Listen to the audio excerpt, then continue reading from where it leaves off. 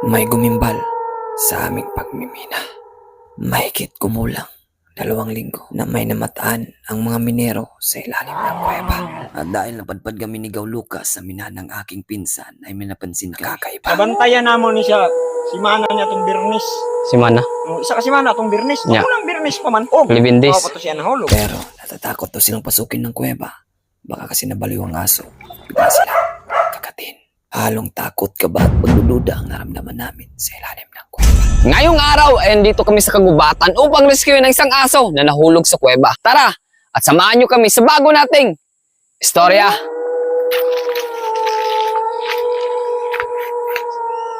At pagkatapos namin magmina ni Gaw Lucas, kinaumagahan ay bumalik ako sa minahan ng aking pinsan. Hindi raw nila na-rescue ang isang hayop sa ilalim ng kuweba dahil wala silang kagamitan. Kaya dali-dali akong bumili ng lubid sa kanit para maging isang trap ng isang hayop.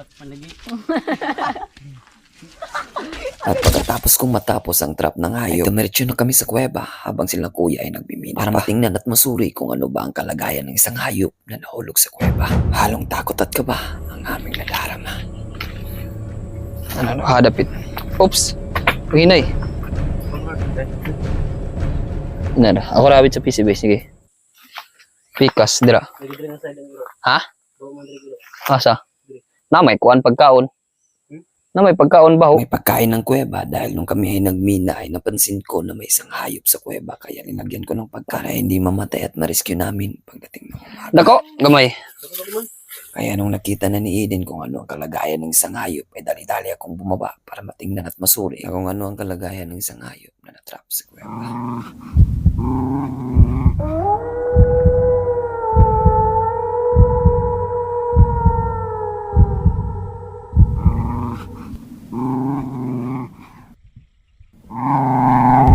Ang akala kong mabangis, nakakatakot at nabaliw na hayop ay maamo palang muka ang aming makikita. Tulag diri. Siya natagag sa sinking. Hindi na ako man siya gibaw gandro. Ito ang kalagayan ng isang aso na nahulog sa kuweba at ito ang kuweba. Pagkatapos kong masuri at matingnan kung ano ang kalagayan ng isang hayop sa loob ng kuweba ay dali-dali akong umakyat upang mapagsabihin sila kuya para ma-rescue na ang isang hayop na matagal nang inaasam niya ang kalayaan. Ang aso pa lang ito ay hindi amin at wala kaming alam kung kanino at sino ang nagmamayari sa aso na ito. Ya! Ya! Mabaw naman di ay! Nara sa igbabaw! Dere, dere! Okay, sundan niyo, be. Asaka? Na siya dira. Babaw, be. Ano ko? Kuha na eh. Naman. Dito siya igbaw. Be. Masok, be. Saan nilip yun? Mana buang? Ano lagi? Ay, ako. Dari siya taman. Naman din. Ha? Nanglan tagkahoy ah. Kuhipon. Kawayan, be. Kuwayan no. Kasi magdawag mo din. Napisi. Uwi na ka siya, oh. Magkatulog ko na ba? Ha? Kamat yun. Sa color na ero. Brown. Brown. Wala na buang. Buang wala. Kulay. Hoy! Okay. Kot ba? Di dan po ko dito din. Ataya na ba? Balik mo ambak ba? Kuha ni dababagi dagkahoy. Wa man akon. Pila na kadlaw dira ya? Dahil siya, layo. Dayoy. Tansya. Nung makita na namin ang sitwasyon ay dali-dali kaming naglagay ng trap para hindi kami makagat ng aso. Star siya ba? Puting kahoy babagi. Huwag mahog siya sa lalong. Hmm. Dahil sinun siya makuha. Dili siya makuha ya. Kining kwan. Sugat. Sugat ba gana ba? Mas lisod ta. Ah. Iagi na tayo. Dito siya nasulod. Sige. Nara ba diri akong baho gabi eh gapon. Ayo era kayo. Ha? Pagkatapos ay dali-dali na kaming bumaba sa kuweba upang ma-rescue na ang hayop na natrap sa kuweba. At hindi mawawala sa aming puso't isipan kung ano ang delikado at dilubyo ng aming ginagawa para sa aso na hindi naman. Pero dahil ay naaawa tayo sa aso at kailangan natin pangalagaan ang ating kapaligiran lalo ng ating kalikasan at mga kahayupan, ay dapat nating mahalin ang mga nilikha ng Diyos para Tara. sa atin. Tara ya. Tawa man na butan kayo na. Taas to lang sigaring mo to. Uy, dako mo na yung ero, pre. Tambok, Gani. pre. Tambok lagi. Ayo isputi. Kay magkitang butan. Kuya na. Toro. Ya. Tabo man. Ispati. Tambok, pre. Kambog gani na. Wa man nabuang. Nagimuta lang siya.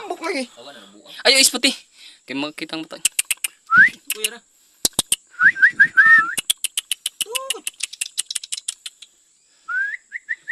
Ispati. Tambok, pre. Kambog gani na. Wa man nabuang. Nagimuta lang siya. At sa mga oras na to ay kampante kami na rescue ng aso dahil sa maamong mukha nito.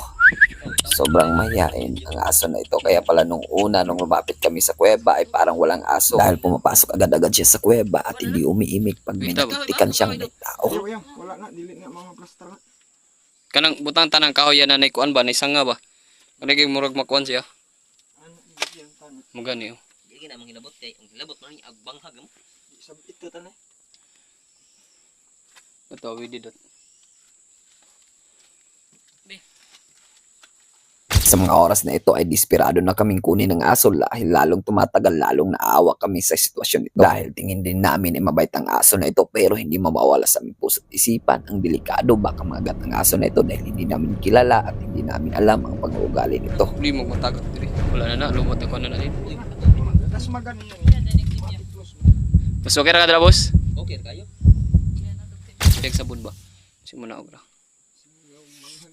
Dili. Ayo madlok na pre. Dili. Uy. Uy. Liog no. Kani day. Pwede mo na pipitik Ayo, siya. bitkan lang sa tiil pre. Kuha ko tong tuwain. Pre. Ayo, tuwain na pre. Ikuha sa tiil pre. Uy. Pre. Oh, may pa. Ayo baka ikuha ng tuwain sa imong pisik, dahil sa kahoy. Sige ah. Tila na. Kuha ko to. Unya diri din pagabot diri nit na dayon. Mao lang. Pero mura ginaog jud niyang bahog dara kay nabungkag man. Manaog siya. Gani, giba naog na niyang bahog. Iya man agi tanan. Diya lang siya nasipyat pagkasaka niya diri wala ni siya nagdag kanaog. Oh, basin pagtuon niya dag na gyapay kuan ba? Naigot sa man. Tila niya ya. Ayo sa liog basing. Lahat ng teknik at mga nalalaman namin ay ginamit na namin para sa aso. Para sa iyo kay istorya, ano ba ang gagawin mo para sa aso na hindi naman sa iyo? Pila na kadlaw? Pulo.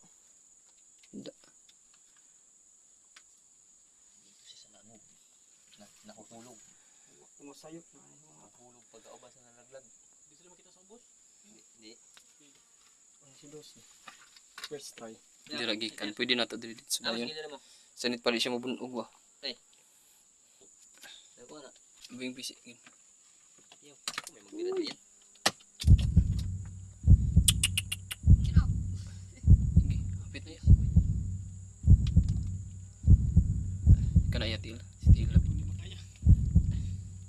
Suksok man siya. Dili, baguhan na siya. Uy, uy.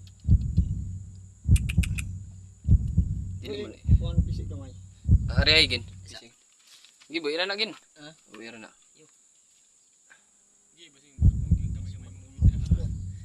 Wala na magawas na ya.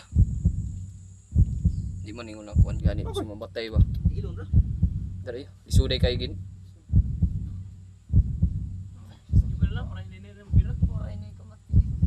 Kanaya. Nah, katuya. Kanaya. Kana o kana. Yung tamakan mo pang laang. Mo gani. Namagawas na siya. Okay. Nara. Very good. Aya yang ang kaning kuan ya. Ito ni plaster ya. Ya, ito ni plaster daw. Awi dir gud gin. Oh, Abot ko din. ay na lang. Andiyan man na ilo puti. Okay. Kaniya ba? Asa ato siya ni plaster ya. Brown na. Sige. Brownie. Brownie. Dali na mamaag. Sige. Sige. Problema yung kuan ya. Matag. Takbo Pag meron ko lang Dili lagi. saya. Ito tanet. Wala Ano pa. ba? Buhay na ko lang pisik. Asa? Uy, ra. Oh, asa gin kay maliugin na. Awi dia. Awi dia, ako awi dia. Ah sige. Sige. Wala pa. Asa ah? Wala pa. Oh, awi dia gin. Asa gin kay maliugin na. Awi dia. Awid dia, ako awid dia. Okay, very good. Sige. Oops, ay. Kanta. Unatag na og. Unatag sa ka. Sige, dito. Lubot ya, lubot. Sige. Ispat. Uy, atay. Sige na. Sangit na. Yeah. Ay, very good. Uy! Ay, sayang! Dili mangunsa. Hindi naman sa pre. Dili mangunsa. Arsara. Awit ang ko ba magising ngit. Buyan na. Ito na, buyan. Uy, Iso dagsako. gani. Pagsakot ka dito. Na may sudan na dito. Klaro. Asa? Wala daanan. Ayaw kay kon. Mangisog na na. Relax, kay buka to kay ka. Rone, sama doon gani. Dili. Kisa ko bagtak ka uyar sa. Buyan pa naman na yan. Biyon gani. Tanong na ito. Butan man. Buyon ko na dito sa. Okay, ron, anak itangkal. Naitangkal sa bahay. Itangkal sa. Nabantayan namon ni siya. Si mana niya tong Birnis. Si Mana. Isa ka si mana tong Birnis. Yeah. Walang Birnis pa man. Gani. Sabado, Domingo. Lunes, Martes, 9. Pito na daan. 11. Oh. Oh, 11 days. pa to siya nahulog. Kana yang sama dugay na nanya na samad. Dili na, dul jud. Wala, dili. Ilhan imong mga ngaway na iro. Oh, wala na. Sino mga mo? Pwedeng baba ka rin. Palubat na niya pag baba. Babaw ka? Pwede man ako na ikuan, balikan nagbabaw pero gabi naman. Ito na lang dila. Magtalikod ra ka din. Talikod ra ka gawid wag ana. Isas. Silo ang sako. Di lagi ka to wayon. Kuya toy, Ronnie.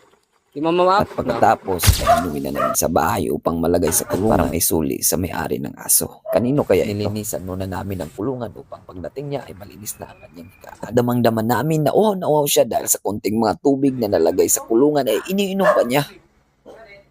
Kaya't hindi na kami nagsayang ng oras at pinainom na namin siya. At ito na ang mga sumusunod na pangyayari sa bago niyang tirahan at bago niyang bahay. Tama na gayong babaw. Grabe, urot ko niyang tubig. Ano na siya sama diri sa lubot, oh. Lubat naman. Kuweba. And after 3 hours sa pag-inom niya ng tubig, ay pinakain ko na siya gamit lang ang kanin at sabaw. Para hindi siya mahirapan kumain at saka para madaling may digest Ba't niya dyan tubig niya. din? Ha?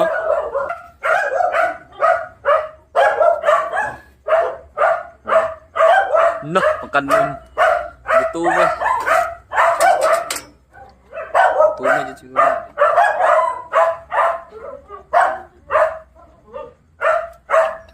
Sa pagkain niya sa kanin na ating hinanda ay dito talaga natin makikita kung ilang araw siya hindi kumain at ilang araw siya nandun sa kuweba. At ang pagod, hirap at tiyaga ay napunan ng ligaya nung makita ko ang aso na mabait pala. At para sa iyo ka-istorya, ano ba ang dapat na ipangalan natin sa kanya? Yeah, ay, urot.